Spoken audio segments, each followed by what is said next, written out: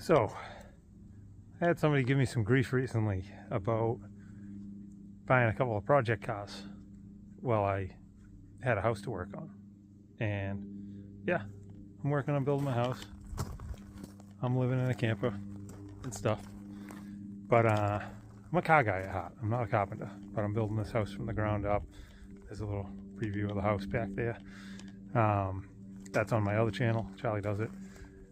But today I was going to work on some of the stuff in the yard, get some of the debris moved that I got locked in just before the winter. And Mr. Ferguson, my tractor, got locked in between two gears. And it does it once in a while.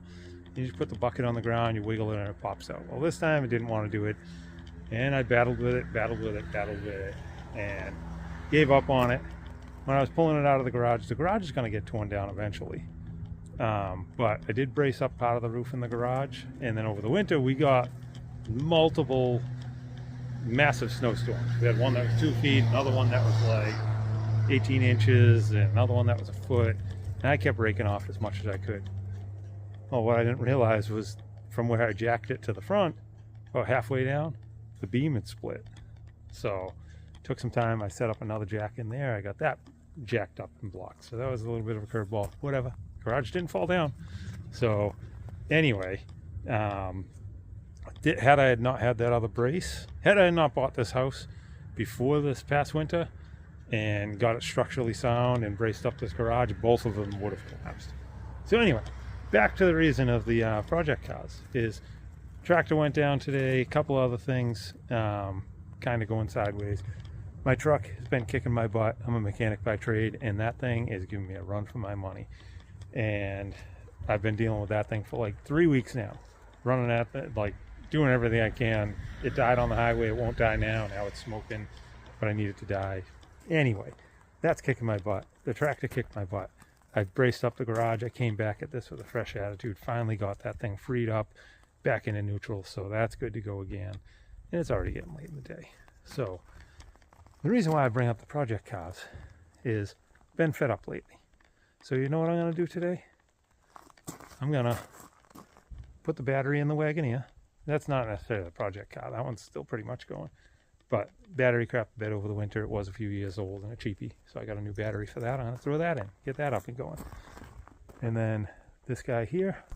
This one needs a motor, needs a tranny, needs all kinds of stuff, including I got to cut the roof off and redo the whole wagon conversion.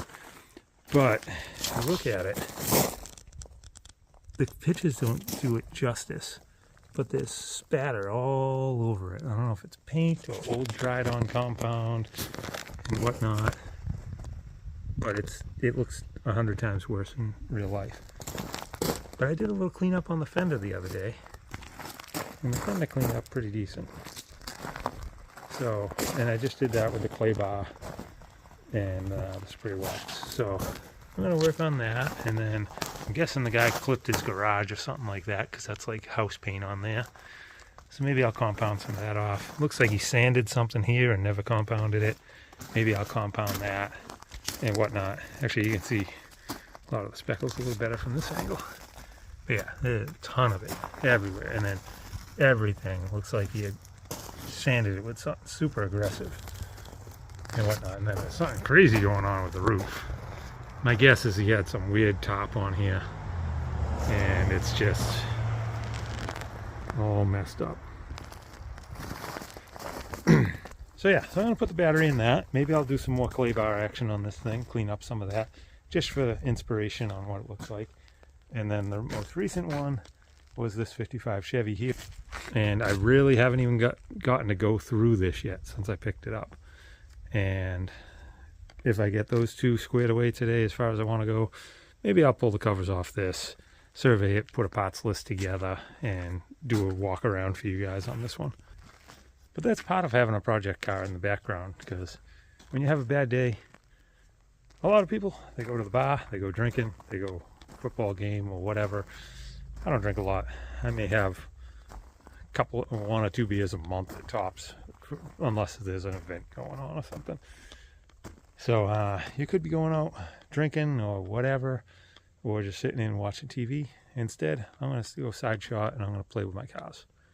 put me in a better spirit, and then I'll get some stuff done, and then I'll attack the yard stuff tomorrow. Much better attitude with some energy behind me, positive energy, and we'll keep going. So let's get these things going. I'm excited to drive this guy again. This has got the 5.3 with the 4L60 in it and stuff. So weather's just breaking, so it's time to get that thing going. And there's the other side of the caddy.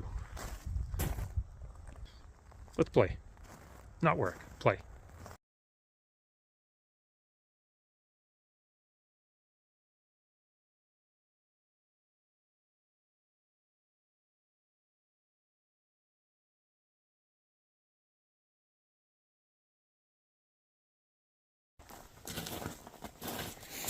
Alright, so I'm going to take this opportunity for a good little tech tip on these GM side post batteries. We all know that they have these type of battery terminal ends, which are typically coated in rubber up to about there. So you're usually stuck with that little 5/16 or 8mm, however you want to say it, end sticking out, like to try and get a set of jumper cables on that tiny little thing. That thing is tiny. So those are always a bear. Anyway, another problem is the threads are pretty thin, pretty short, and they don't go very deep inside the battery. So two things happen. If your bolt's too long and the terminal itself is too thin, when you go to tighten it in, it's just lead. Looks like I need a new one of those. Let's get a new one. I'll put that one there this time. But that terminal is just lead, and it's literally like 3 threads. So if you thread too long of a bolt in and it bottoms out inside the lug and you're trying to tighten it down onto the battery cable and it hits down there first, it'll rip those threads out so easy. You won't even believe it. So one of the things that I do is I'll take a longer bolt that's fully threaded, and I know this is positive, you usually don't want it to be able to be in a chance of arcing out to something, but between the plastic thing here, the plastic around this, it'll be safe. So what I do is I take this, I put a nut on it that I thread all the way in, and then I'll put a lock washer on it, and then you put that in.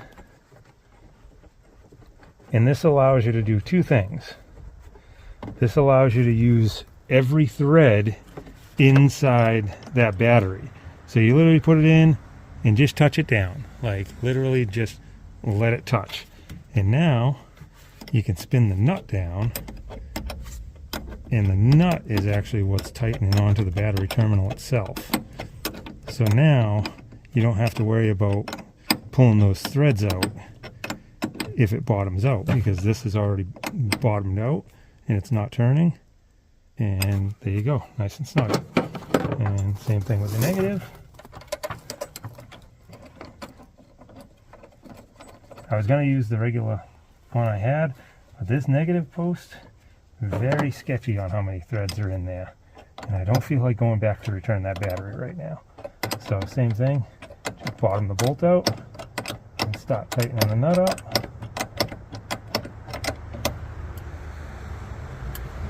And you're nice and snug. And now, look at how much meat you have to be able to hook a set of jumper cables, battery charger, or whatever you want to this. And now this won't fit anymore. But actually, does it kind of fit? Oh, look at that! That thing fits right on. Tell me that's a cool byproduct. And then these things here, let's see if the alarm goes off. No.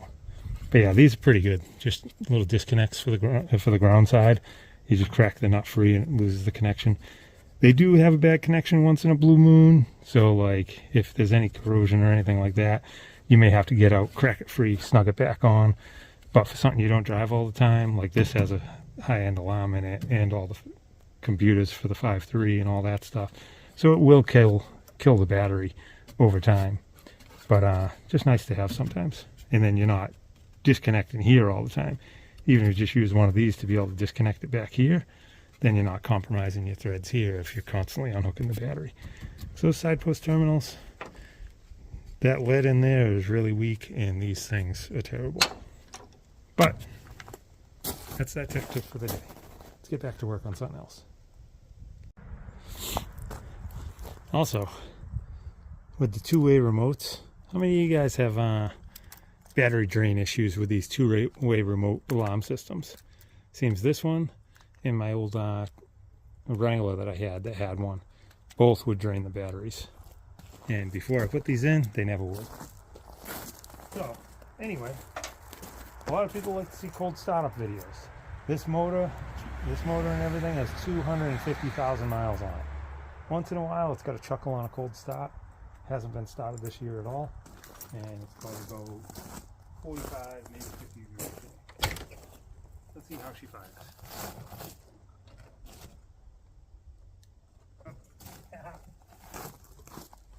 Remember that cool negative disconnect? Try to turn it on.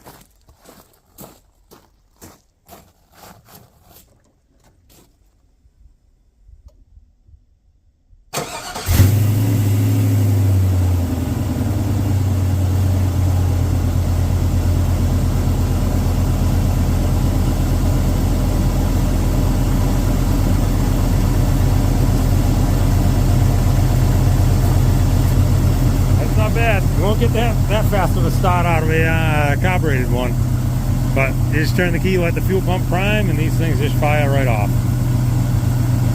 So there she is. Not even smoking or anything. Gotta love these LSs.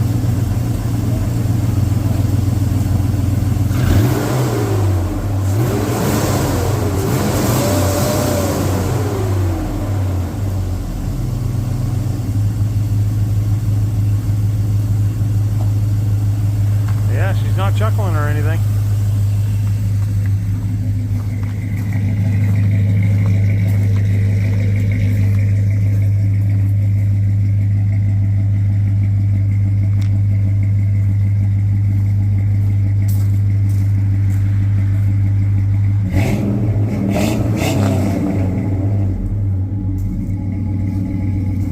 I think she's happy to be awake.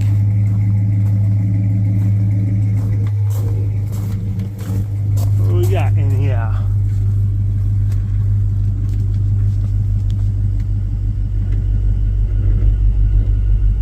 That 45, 50? That's about 50 pounds of oil pressure. She's charging nice, probably right around 14.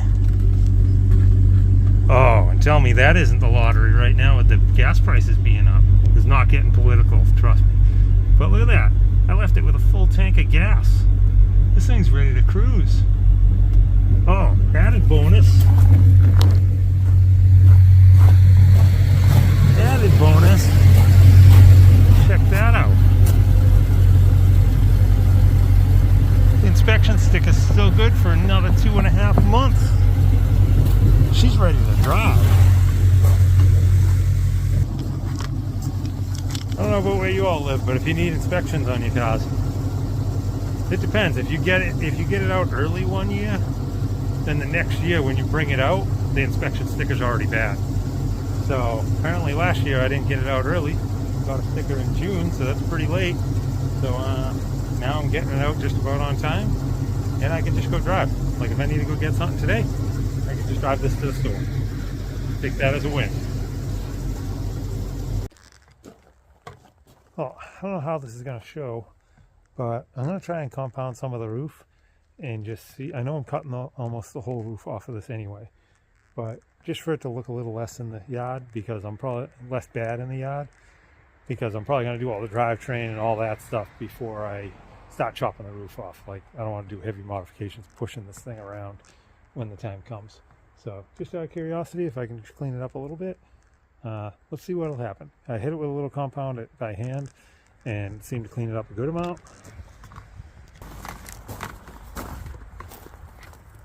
And I don't know if you can tell or not, but this corner did clean up a little bit. Let's see what happens. Put it on for time lapse and let's make a mess.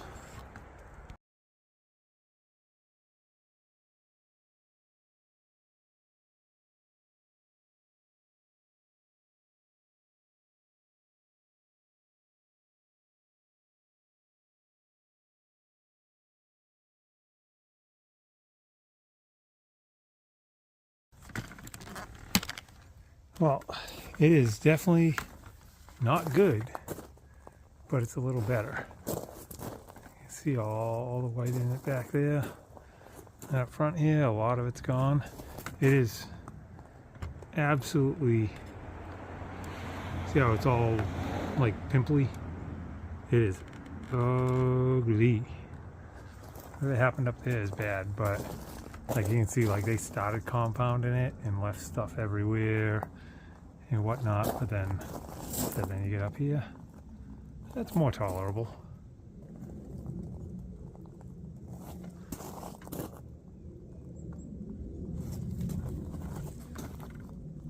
So maybe I'll keep going a little bit, at least do a half butt job and take the curse off a little bit. And there's some stuff on the quarter here. Maybe I'll hit that with the buffer first. I just want to see that stuff come off. Let's do that. This should come off pretty quick. So let's see. There's obviously all broken paint in here and whatnot. That's dented, and it's clipped. I got to be careful there and there. So like stuff like this, you don't want to hook that, get it into the pad, and rip up the whole car. You can see he's tried to sand it all here and stuff. So let's at least get some of this paint off.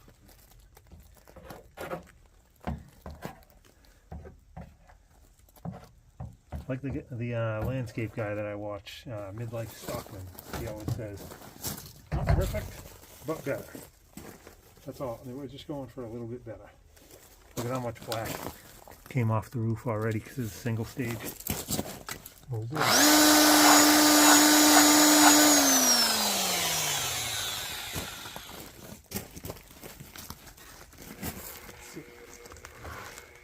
I was going to spread it out a little bit before you fire it off, because start hitting at full speed, this stuff is going to go everywhere.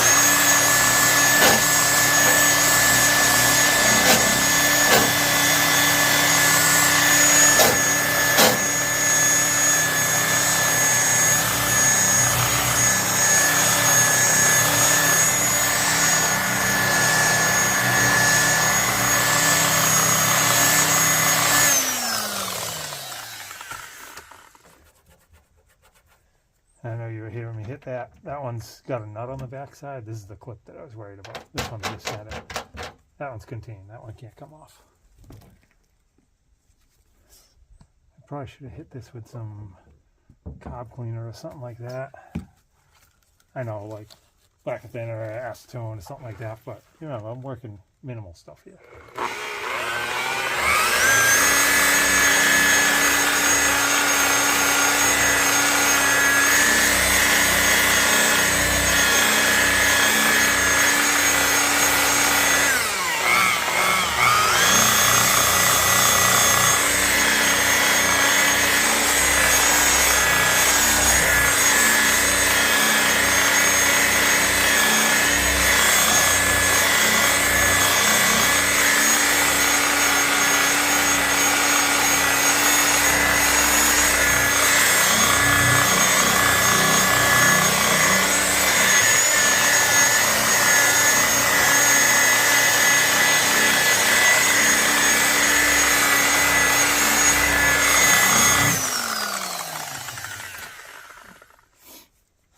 And I know all you professional detailers, and even just body guys that have buffed things in the past, are absolutely cringing with what I'm doing, because everything is wrong.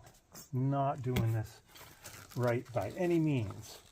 But remember, this whole car is going to get body worked and repainted. Like, this has a big dent here, there's a dent here, there's damage all up there. This whole thing, the roof's getting cut off, everything.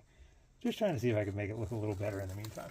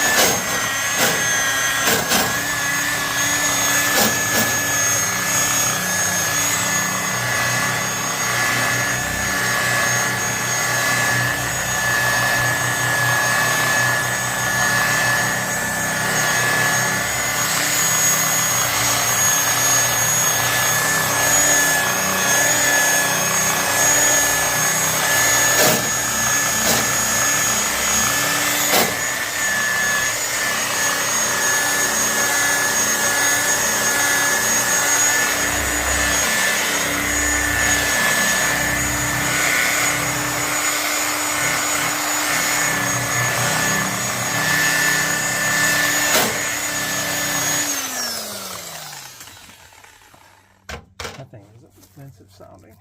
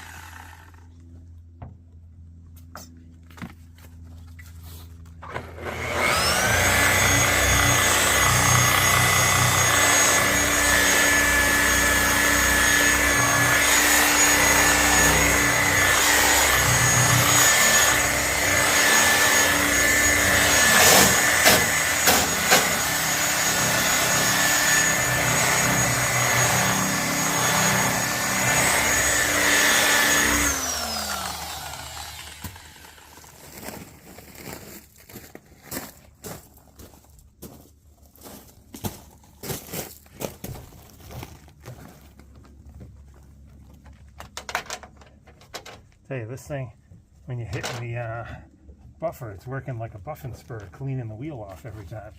It's kind of funny, actually.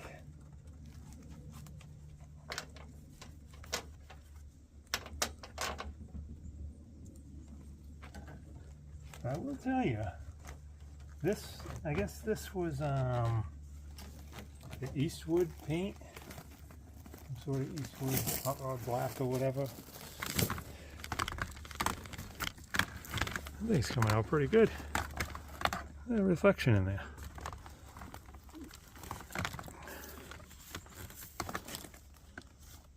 Yeah, so pretty much all those scuff marks are gone, except for the deep ones right here that are all the way to metal.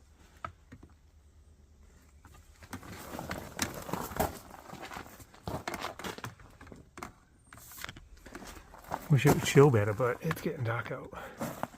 But yeah, so up here now, and yes, I am kneeling on rocks and everything, so it's pretty enjoyable here. But up here, let's see, it's not showing as bad as it is, but it's all rough sanded everywhere. So I'm gonna head up there a little bit. Let's see what happens. I'll put you on time lapse now. It's been long enough.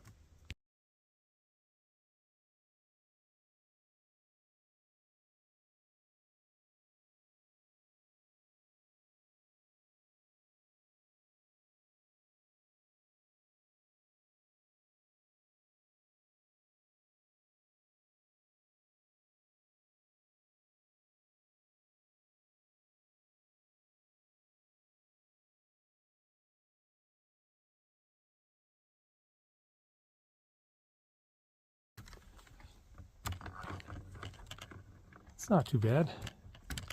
That's probably, I don't know, in total 20-25 minutes, I bet. And not too bad considering.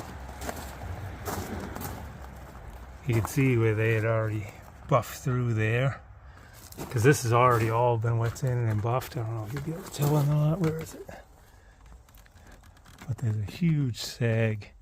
You can see they wet sanded out. No, can't see it. You can see that ripple right up at the top edge, right in there. That was a huge sag that they already wet sanded and rubbed out. This whole thing's already been wet sanded and buffed pretty roughly. So, but that's way better than it was. That was all those massive sand scratches. It looked like they were done with like 80 grit. It was cleaned up pretty well. Like you can see my whole reflection in it. That cleaned up pretty dang well. Now I got a little ambition. I'll pop that out eventually. Just touch that up, and I bet you the sides of this car will probably clean up pretty decent. And then up here, this is all pretty dang ugly. This up here is really, you can see how heavily sanded all that is. All up there, down there, you can see it's all worn right through there. And trying to work around this window too isn't going to help much. I'm going to wedge a little block of wood in there. I'm going to attempt to buff that panel next.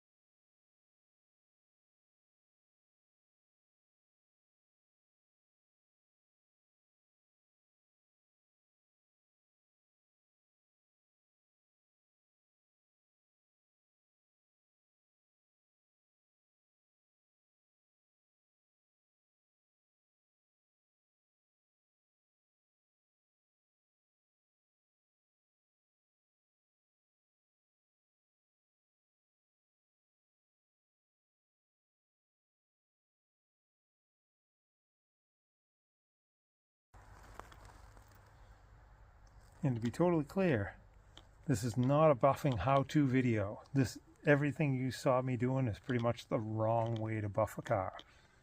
This is I don't care about the paint. The paint was ruined, and the whole car's getting bodyworked and repainted and all that stuff. I just want it to look a little bit better, and don't have all the right products on hand out here at my place right now. So don't take this as, I know some people are going to say, you're going to have swirl marks, you're going to burn through, you're going to do this, you're going to do that. I know. I've buffed brand new cars at the body shops that we've painted half the cars and wet sanded and buffed, and I know how to buff good. This is hackery, and I know it. So go easy on me. Well, that's about quarter of the car done. That's one whole side, and a little blip of the roof. But what I didn't realize was today's Wednesday. So Wagon Wednesday, working on my wagon and the Wagoneer. So worked on both by accident or by casualty of a bad day, and ended up being Wagon Wednesday. But this thing came out way better than I expected. Like, this is, once I buffed the whole rest of it, if the roof wasn't so bad, but once I buffed the rest of it, this is like cruise night material. Like, I wouldn't take it to a car show with the woods or anything, but this is respectable enough for cruise nights. Just some body lines and stuff like that, and obviously all the missing trim and a motor, tranny, and brakes and tires and everything else, and address the back doors and all that type of stuff. But here, check it out.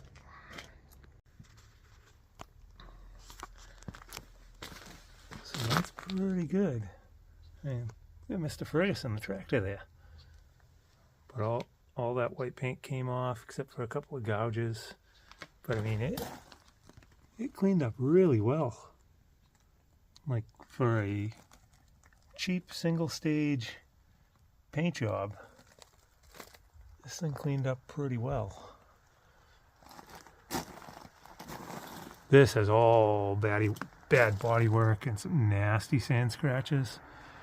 So it didn't come out perfect, but I mean, it's substantially better. I mean, now you can actually see a reflection in it. But that's pretty good for an old beat up buffing pad. And just some quick cut, ultra cut, with just the I mean, look at how beat that thing is. That was beat before I started. But that's pretty satisfying.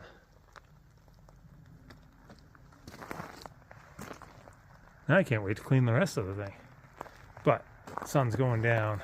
You can see like the orange there. I mean, the sunset's just about to drop behind the clouds out there. I mean, the trees out back. That's pretty good.